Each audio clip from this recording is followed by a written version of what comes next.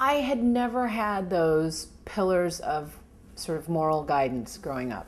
And when I fell in love with my husband, he is the personification of a mensch. I mean, honestly, if you look up mensch in the dictionary, I think my husband's picture is there. And one day I remember saying to him, why are you so good all the time?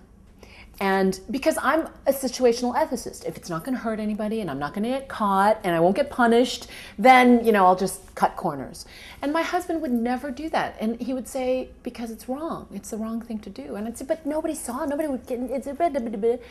And I said, what makes you so good? And he said, it's my Judaism. It was the way I was raised.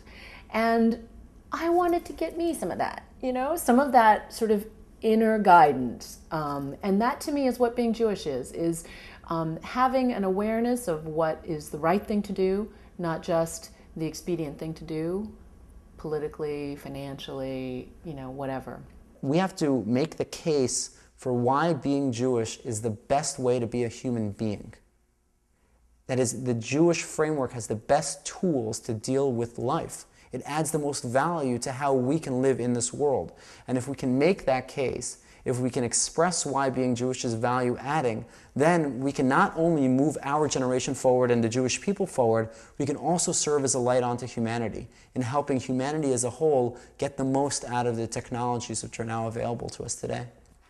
We all struggle with what is the meaning of life, why am I here, what is my purpose, and what is my goal in being born and active as a human being. And Judaism offers such a range and variety of answers to those deep questions.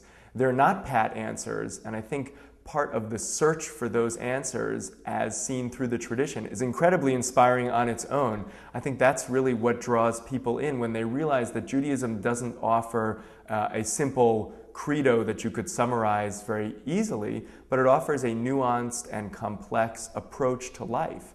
And when one finds themselves inspired enough to enter into that dialogue, then you're really starting down the path of owning your Jewish tradition.